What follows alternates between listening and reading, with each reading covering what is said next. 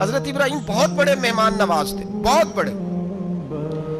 آپ جب مصر میں قیام تھا تو بڑے بڑے لمبے چوڑے لنگر پکتے تھے، لوگ آیا جایا کرتے تھے، بڑا تفصیل کے ساتھ کھانا ہوتا تھا۔ حضرت ابراہیم بہت بڑے مہمان نواز تھے، صرف قربانی نہیں دیتے تھے، سارا سال بہت سارا لنگر، بہت سارا کھانا پینا، بہت ساری چیزیں جاری رہتی تھی۔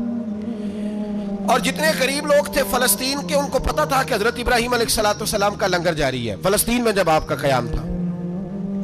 ایک دفعہ ڈھیروں مہمان آ گئے اور کھانے کو کوئی چیز نہیں۔ حضرت سارہ اور جناب ہاجرہ دونوں اس وقت موجود تھیں۔ وہ کہنے لگی ابراہیم بہت سارے مہمان آ گئے تو کیا کریں؟ جناب سارہ کہنے لگی کس طرح کر کے ان کی مہمان نوازی کریں؟ اور حالات یہ ہیں کہ قحط پڑا ہوا ہے فلسطین میں، مصر میں، دور دراز علاقوں میں۔ حضرت ابراہیم کہنے لگے یہ اللہ کے مہمان ہیں اور ہمیں رب کریم کا بندہ سمجھ کے آ گئے ہیں، اللہ ہی بندوبست کرے گا۔ فرمانے لگے میرا مصر میں ایک دوست ہے، وہ قحط کے دنوں میں غلہ جمع کر لیتا ہے، میں اس کی طرف پیغام بھیجتا ہوں، مجھے امید ہے وہاں سے غلہ ملے گا۔ 2-3-5 اونٹ والے غلام بلائے اور ان کو کہا کہ جاؤ غلہ لے آؤ مصر کے دوست سے۔ وہ لوگ کہتے ہیں ہم غلہ لینے گئے، وہاں جب پہنچے تو حضرت ابراہیم خلیل اللہ علیہ السلام کا پیغام دیا تو آپ کا وہ دوست کہنے لگا غلہ تو بے شمار تھا، مجھے خبر نہیں تھی کہ حضرت ابراہیم کا پیغام آئے گا، تو میں تو سارا تقسیم کر چکا ہوں، لوگ لے گئے، اب تو کوئی شے نہیں۔ اب وہ خالی آ گئے 5 کے 5 اونٹ۔ جب خالی آئے تو حضرت ابراہیم کی حویلی کی دیواریں چھوٹی چھوٹی تھیں، ان غلاموں میں سے، خادموں میں سے، آپ کے ان چاہنے والوں میں سے ایک کہنے لگا یار وہ غریب تو انتظار کر رہے ہوں گے کہ غلہ لینے گئے ہیں، ہمیں روٹی ملے گی۔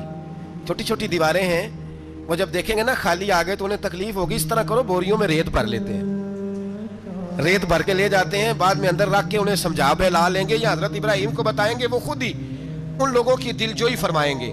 اب غلہ کی جگہ ریت بھر کے اونٹوں پہ رکھ کے لائی گئی، لا کے بوریاں جب رکھ دی گئیں، حضرت ابراہیم علیہ السلام دوپہر کے وقت آرام فرما رہے تھے، بی بی سارہ اٹھی، کہتی ہیں جب میں نے دیکھا نا کہ بوریاں پہنچ گئی ہیں تو گئی غلام کو ساتھ لیا اور اس کو جب کھولا نا تو کہتی اتنی حسین گندم میں نے پہلے کبھی دیکھی نہیں تھی، اتنا پیارا دانہ میں نے کبھی ملاحظہ ہی نہیں کیا تھا۔ فرماتی ہیں جب اس کو پیس کر چکی میں روٹیاں پکائیں تو خوشبو دور دور تک پھیل گئی، اعلیٰ غذا بنی، بڑے بڑے کھانے بیویوں نے مل کے پکائے، چن دیے گئے۔ حضرت ابراہیم اٹھے تو لوگ کھانا کھا رہے ہیں، سجدہ شکر ادا کیا، اور جب سجدے میں گئے تو وہی آنے لگی، پھر رونے لگے۔